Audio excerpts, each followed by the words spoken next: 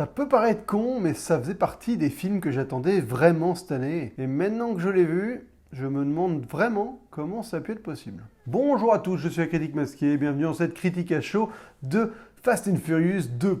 Hobbs & Shaw, donc l'espèce de spin-off de la saga Fast and Furious, dont j'ai fait des rétrocritiques sur chacun des épisodes. Donc c'est une saga qui me tient à cœur. Et donc j'ai couru voir Hobbs & Shaw le premier jour en me disant que j'allais prendre mon pied comme j'ai pu prendre mon pied sur pas mal de Fast and Furious précédemment. Et je dois vous avouer que tout de suite, là comme ça, c'est une énorme déception. Avant de donner mon avis, je vais quand même essayer de vous résumer rapidement le film pour vous dire de quoi ça parle. Hobbs & Shaw, donc les deux personnages de la saga Fast and Furious, sont face à un grand méchant qui est joué par Idris Elba, qui est un espèce d'homme un peu bionique, comme un peu un surhomme. Et il est à la poursuite d'une fille, d'une agent du MI6, qui s'est injecté un espèce de virus que Idris Elba et la compagnie pour laquelle il travaille comptent répandre sur le monde pour éliminer les faibles. Voilà. C'est à peu près ça le pitch. Donc on est sur vraiment un scénario prétexte pour réussir à générer des scènes d'action. Pourquoi pas, hein, dans le genre, honnêtement, c'est pas déshonorant, c'est comme ça que ça marche. On n'est pas là pour avoir un scénario ultra bien rodé, avec vraiment un ancrage personnel fort, un truc à la Inception de Christopher Nolan. Non, on demande vraiment, voilà, un MacGuffin, un espèce de prétexte derrière lequel tout le monde va courir pour forcer les rencontres et les confrontations.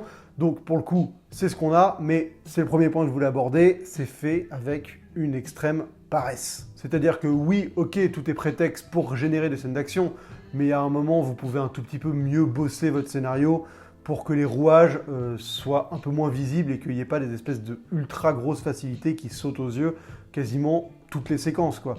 Enfin, je peux donner 2-3 exemples comme ça, mais ça va de un personnage qui arrive derrière en disant on les a localisés, on sait exactement où ils sont. On sait pas comment, on sait pas pourquoi, mais voilà, on doit accepter le fait que dès que ça arrange le scénario, les gens sont localisables ou pas. Il y a par exemple un moment où il y a une fille qui est en vadrouille, et t'as le personnage de Dwayne Johnson qui la trouve en vraiment 15 secondes dans les rues de Londres. Il donne une espèce de légère explication de pourquoi, du comment, genre ouais, elle veut éviter les caméras, je sais où il n'y a pas de caméra, un truc comme ça, mais c'est vraiment de la facilité. Et ça arrive tout le temps, quoi. C'est vraiment tout le temps. T'as un personnage qui est introduit dans une séquence qui dure une plombe pour faire des blagues d'introduction, voilà. Juste pour une seule bonne raison, c'est leur permettre d'avoir un avion à un moment. Mais vraiment, c'est juste ça, le personnage, il est juste introduit pour ça, et c'est... Oui, ça se fait, voilà, on comprend qu'ils veulent pas s'emmerder et faire en sorte que l'histoire avance, mais je trouve que c'est vraiment fait avec une paresse et une espèce de nonchalance, genre ah bon, de toute façon ce qu'ils veulent c'est les gens qui se tapent dessus, donc on va vite accélérer tous les moments un peu qu'on devrait expliquer de manière un peu plus harmonieuse, on va bazarder tout ça. Donc je comprends le pourquoi, mais j'avoue que une fois ça va dans un film, 2 fois ça va, mais perpétuellement là j'en avais un peu ma claque de vraiment avoir à faire un scénario que je considère ultra paresseux. Au-delà de ça, oui, je ne vais pas voir Fast and Furious Hobbs & Shaw pour avoir un scénario bien rodé, c'est pas nécessairement ce vers quoi je vais tendre. Oui, on y va pour avoir un duo qui va nous faire marrer, Hobbs & Shaw, qui était déjà très bon dans le 8, et donc ça donnait envie vraiment de les retrouver. D'ailleurs, à l'époque de ma critique du 8, j'avais dit « Ah, ce serait tellement bien qu'ils fassent un spin-off sur ces deux-là », et ben on l'a eu. Alors, j'ai vu le film en VF, et je sais pas comment ça fonctionne en VO, c'est un peu, voilà, le problème de voir des films en VF par rapport au VO, il peut y avoir un décalage. Je trouve que le doubleur de Jason Statham est très bon, et je trouve que celui de Dwayne Johnson est moins convaincant. Et donc, toutes ces joutes verbales, fatalement, je dois avouer que moi, j'ai pas réussi à... J'ai décoché 2-3 fois un sourire, il y a 2-3 tirades qui m'ont vraiment fait marrer, parce que voilà, le film est basé là-dessus, sur des espèces de phrases absurdes. Et oui, donc, autant Statham, il y a des fois où vraiment ça m'a fait marrer. Il y a un moment où il compare Dwayne Johnson avec les couilles d'un bulldog. Enfin voilà, il y a vraiment des tirades un peu tirées par les cheveux qui sont plutôt rigolotes. Mais le personnage de Dwayne Johnson, il m'a rarement fait rire. Et je trouve que c'est dommage parce que je pense que c'est plus lié au doublage que à Dwayne Johnson, qui reste quand même un acteur que normalement j'apprécie fortement. Et là, j'ai eu un blocage. Peut-être que ce doublage, vous me direz si dans la VO il est vraiment bien, si l'alchimie fonctionne. Et vous me direz surtout ce que vous avez pensé de cette VF, où vraiment je l'ai trouvé que c'était moins bien du côté de Dwayne Johnson que celui de Statham. Donc voilà, ce côté binôme, blague, on se charrie, machin, en fait, je trouve qu'il paraît forcé dans ce film. C'est dommage parce que autant dans le 8, ça paraissait comme une bonne idée, mais se dire on va construire un film entièrement autour de cette idée-là, finalement ça semble plus un truc de forceur qu'autre chose. C'est vraiment un délire où on se dit ouais l'idée était bonne, mais en fait ça marchait une séquence dans la prison en Fast and Furious 8, mais tout un film autour de ça, est-ce que ça sert vraiment à quelque chose? Et moi, j'ai trouvé que c'était finalement assez vain et pas forcément très intéressant sur la longueur. Donc j'ai été déçu de voir qu'une idée qui me paraissait bonne, finalement m'intéressait pas tant que ça une fois que a été exécutée. Et c'est pas nécessairement que leur alchimie, tout ça, les situations dans lesquelles on les met sont mal faites. Alors j'en parlerai un peu après de l'action, tout ça. Je veux dire, les confrontations qu'ils ont en dialogue et tout, il y a tout ce qu'il faut pour faire en sorte que ça fonctionne, les deux ensemble. Mais je sais pas, j'ai pas réussi à être embarqué par le truc et finalement je me suis dit bon, une séquence dans un seul film valait plus le coup que de se taper 2 heures de ça. C'est dommage. Au-delà de ça, il faut aussi parler de l'action. Je trouve l'action extrêmement décevante. Donc c'est David Leitch, le réalisateur, celui qui a fait Deadpool 2, celui qui a fait Atomic Blonde et qui a fait aussi le premier John Wick en co-réalisation avec un autre mec. Et voilà, ils ont chacun pris 2 chemins différents. Et finalement, plus je vois les films de Leitch, plus je trouve que l'action est vraiment mal faite, quoi. Moi, Deadpool 2, c'est un film, je trouve l'action très très très moyenne. Les effets spéciaux vraiment pas terribles, et là il y a les mêmes problèmes, il y a des problèmes de texture, des problèmes d'utilisation de fluide, enfin ce que je veux dire c'est que par exemple il y a des fumées et des flammes en VFX qui sont franchement dérangeantes. C'est d'un niveau où t'es pas supposé être dérangé à ce point dans un blockbuster d'action. Il y a des moments, voilà, des incrustations, des reconstitutions de certains passages en numérique.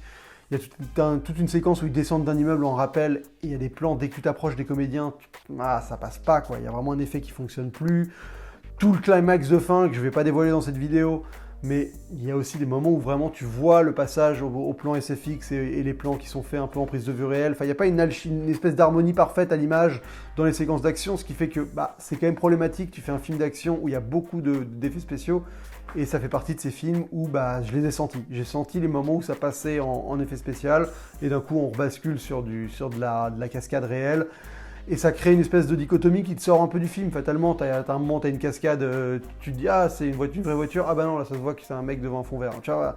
Quand tu le sens trop, il y a un moment où forcément c'est dommageable. Et donc déjà, c'est quelque chose que je vais mettre sur le dos de David Leitch, parce que j'avais ressenti la même chose dans Deadpool 2. Toute la séquence de cascade en voiture dans Deadpool 2, je l'ai trouvé atroce en termes de VFX. Et pour le coup, là, j'ai ressenti un peu la même chose, mais au-delà de ça, je trouve qu'il n'y a pas d'inventivité dans l'action. C'est-à-dire qu'on est face à un film qui est supposé s'autoriser tout et n'importe quoi, qui est supposé être une espèce d'énorme guignolade pendant 2 heures. Et en termes d'action, j'ai jamais pris mon pied, quoi. Il y a peut-être un moment où il y a Dwayne Johnson qui attrape un mec dans une voiture, il attrape un mec en moto, il l'éclate sur un mur qui était à peu près galvanisant.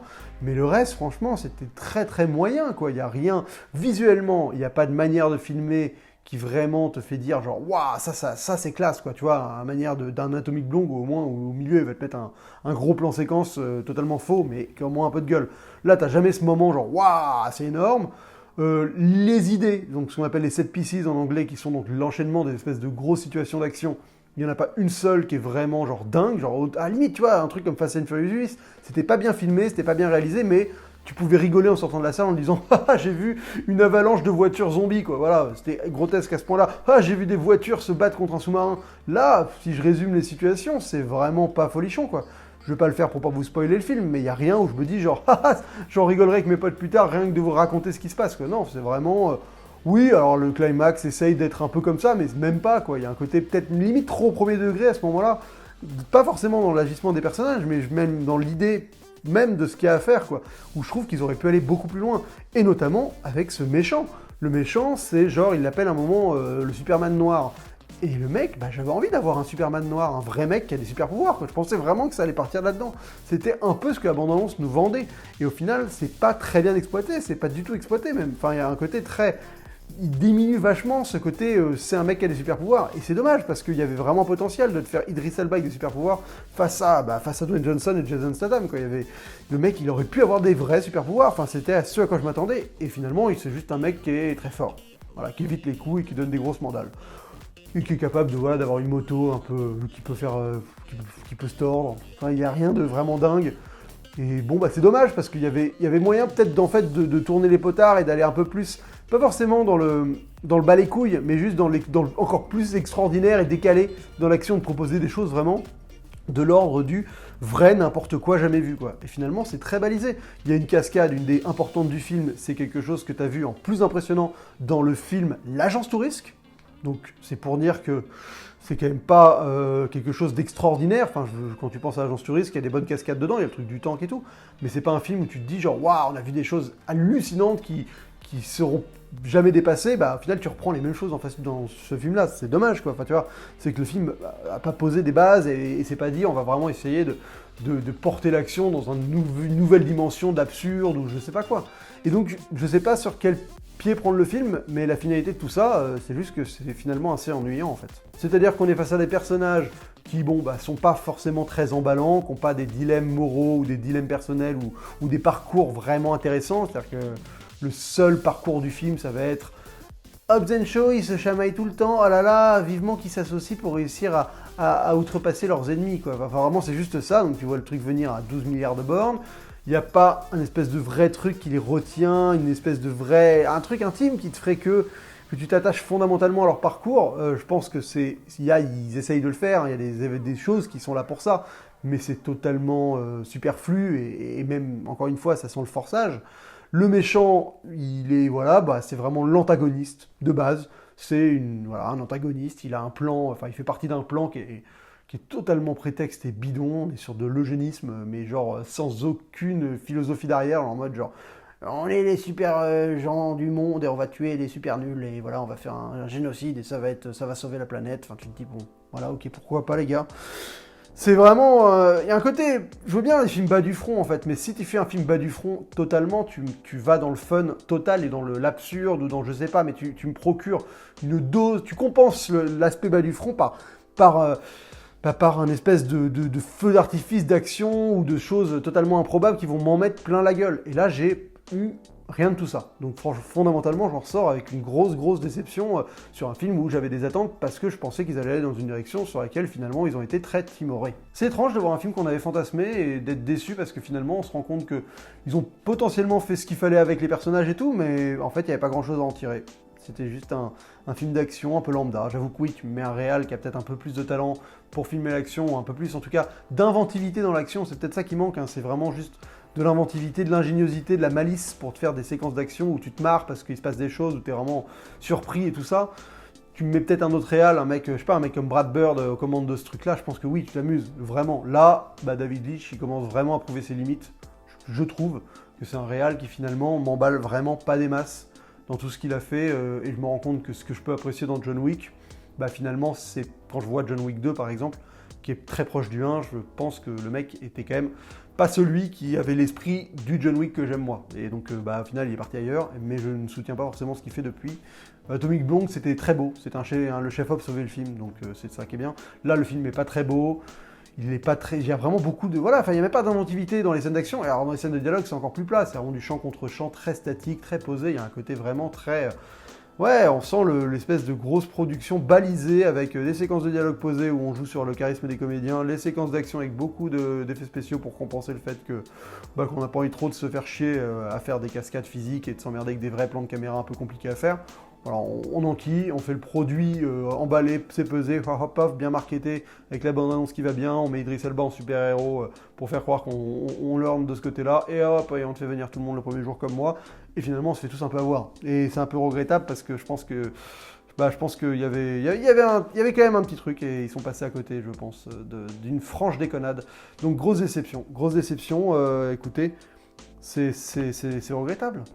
J'avais envie de me marrer devant Hobbs & Shaw et ça n'a pas été le cas. Il y a 3 scènes post-génériques pour ceux que ça intéresse, mais il y en a une qui spoil Game of Thrones. Voilà, donc si vous n'avez pas envie d'être spoilé de Game of Thrones, vous pouvez vous barrer dès le début du générique.